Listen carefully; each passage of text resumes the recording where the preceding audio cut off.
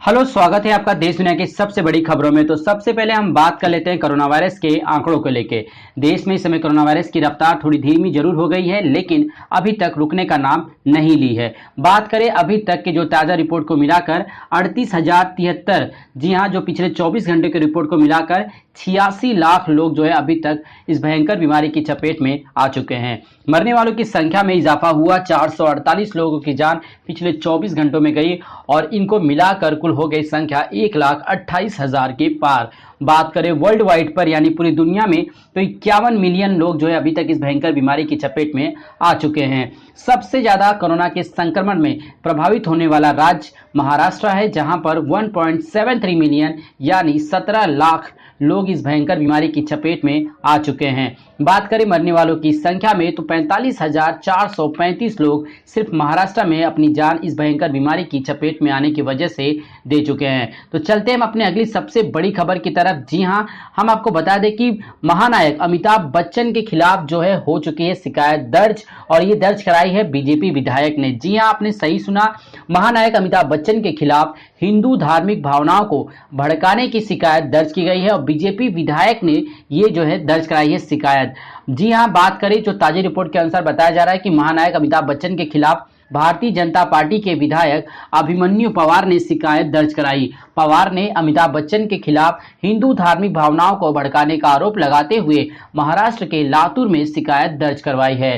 फिलहाल पुलिस ने शिकायत को स्वीकार कर लिया है, हालांकि अभी तक एफआईआर दर्ज नहीं हुई। बिग बी ने भड़काई हिंदू धार्मिक भावनाएं। लातूर पुलिस की अपनी लिखित शिकायत में अभिमन्यु पवार ने कहा कि सोनी टीवी पर प्रसारित होने वाला कार्यक्रम केबीसी में अमिताभ बच्चन के एक सवाल से धार्मिक भावनाएं आहत हुई हैं।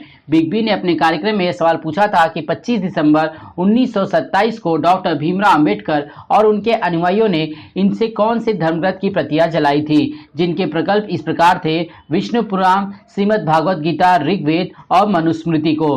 तो दो समुदाय में जो है यहाँ पे हिंसा भड़कने की जो है संभावनाएं बताई गई थी। लातूर पुलिस की ने जो है साफ साफ कहा है कि केस दर्ज कर लिया गया है, लेकिन अभी तक एफआईआर दर्ज नहीं किया गया है। भारतीय जनता पार्टी के विधायक के मुताबिक यह चारों ऑप्शन हिंदू धर्म से जुड़े ग्रंथों के थे। अगर उनकी मंशा सही थी तो उन्हें चार ऑप्शन में से अलग अलग धर्म ग्रंथों का भी नाम देना चाहिए था, लेकिन यहाँ सिर्फ हिंदू धर्म के धर्म ग्रंथों का ही जिक्र ऑप्शन में किया गया। अमिताभ बच्चन ने ऐसा करके हिंदू भावनाओं को ठेस पहुंचाने का काम किया। हिंदू और बौद्ध धर्म के लोगों के बीच में दूरियां पैदा करने की कोशिश अमिताभ बच्चन और सोनी टीवी की है।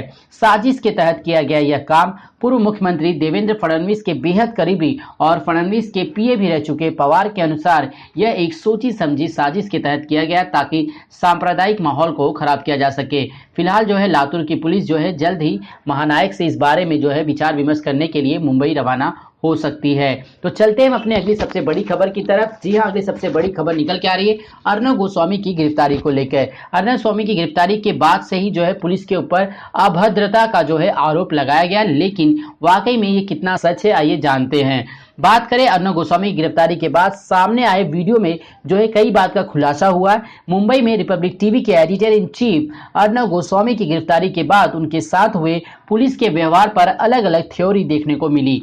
भले ही इस मामले में अलग अलग वीडियोस और फुटेज सोशल मीडिया पर वायरल हो रहे हों, लेकिन पुलिस की ओर से आए एक वीडियो में एक अलग सच दिखाई दिया। अलग अलग वीडियो के ये शॉर्ट्स जब कोर्ट में पेश किए जा सकते हैं तो बताया जा रहा है कि गिरफ्तारी पर किसी विवाद की स्थिति में बचाव के लिए पुलिस ने भी कार्रवाई की, वीडियोग्राफी कराई थी। मुंबई पुलिस के एक वीडियो की शुरुआत में एक पुलिस टीम अर्नब के घर में घुसती हुई दिखाई देती है और इसी वीडियो के अंत में अर्नब की गिरफ्तारी के शॉट दिखाई देते हैं। वीडियो में अर्नब के अरेस्ट के दौरान जो पूरा वॉल्टेड ड्रामा दिखाई दे रहा था, इसी बीच के कारण पुलिस पर सवाल खड़े हो रहे थे। आरोप है कि अर्नब गोस्वामी के घर पहले जो उनकी पुलिस पहुंची थी उससे पहले जो उनके साथ मारपीट की गई थी। शायद ये पहली बार है जब मुंबई पुलिस की अपनी कार्रवाई के कारण इतने विरोध का सामना करना पड़ रहा है। शायद पुलिस को खुद इस विरोध का अंदाजा था, जिसके कारण पुलिस टीम ने खुद भी पूरे मामले की वीडियोग्राफी कराई गई थी। इस मामले में अर्नब गोस्वामी उनकी पत्नी, बेटे और 2 अन्य लोगों के खिलाफ एफआईआर दर्ज कराई गई है। इन सभी के खिलाफ एनएम जोशी मार्ग थाने में सरकारी कर्मचारी के काम में दखल देने के मामले में केस किया गया। इस मामले में पुलिस टीम ने सदस्यों से बयान दर्ज कराने के लिए कहा गया। सुबह 7 बजे पहुंची थी पुलिस। बात करें घटनाक्रम के अनुसार, रायगढ़ पुलिस की एक टीम बुधवार सुबह करीब 7 बजे अर्नब गोस्वामी के घर पहुंची थी। इस टीम का नेतृत्व डीएसपी प्रवीण पाटिल कर रहे थे। 7 बजे पहुंची पुलिस टीम को अर्नब के घर में घुसने के लिए काफी मशक्कत करनी पड़ी। टीम के सदस्यों ने जब अपनी पहचान बताई तो अर्नब ने घर का दरवाजा खोलने से इनकार कर दिया। अर्नब ने की दरवाजे बंद करने की कोशिश। बाद में काफी अनुरोध के बाद जब अर्नब ने घर का दरवाजा खोला तो पाटिल ने उनके घर के बाहर आने को कहा। इस पर अर्नब ने फिर से घर का दरवाजा बंद करने की कोशिश की।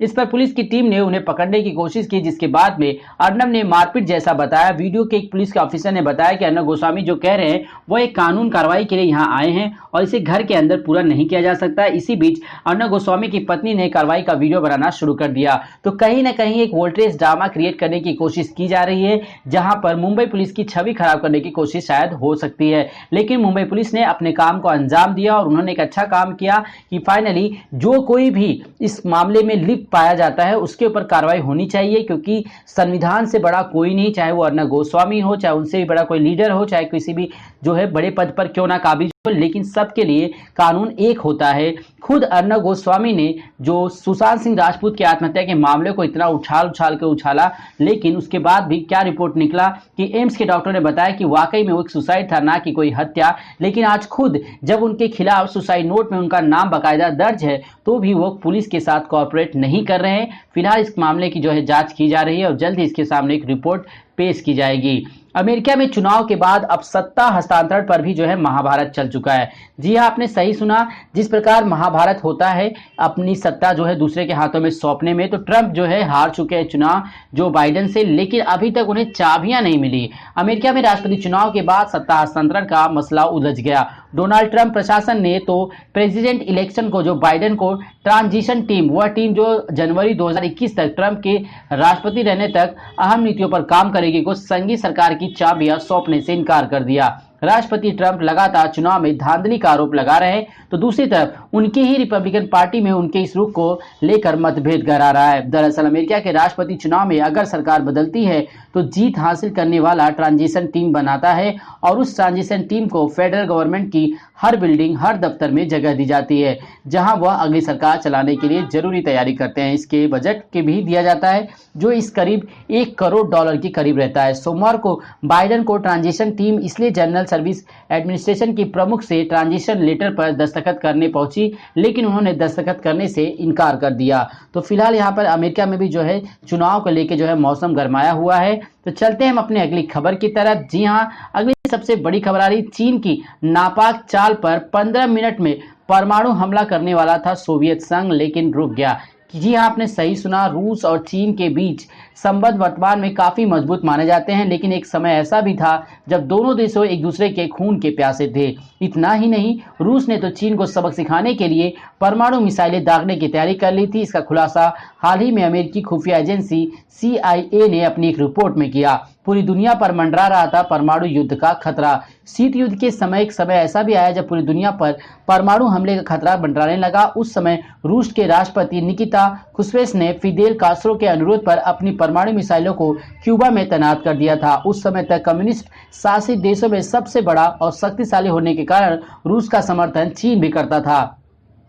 1969 में 7 महीनों तक चला था अघोषित युद्ध। 1965 से चीन और रूस की सीमा पर दोनों देशों के सैनिकों के बीच सैन्य झड़प बढ़ने लगी थी। इन झड़पों में दोनों देशों के कई सैनिक हाथाहाथ भी हुए, जिसके बाद संभावित युद्ध की आशंका से चीन और रूस ने सीमा पर सैनिकों और हथियारों की तैनाती को बढ़ा दिया। 1969 में दोनों देशों के बीच तनाव इतना बढ़ गया था कि मार्च से सितंबर तक दोनों पक्षों ने एक दूसरे के खिलाफ अघोषित युद्ध तक लड़ाई किया। तो कहीं ना कहीं रूस और चीन के बीच जो है एक शीत युद्ध लगातार चलता रहा, लेकिन फिलहाल ये अब शांत हो चुका है।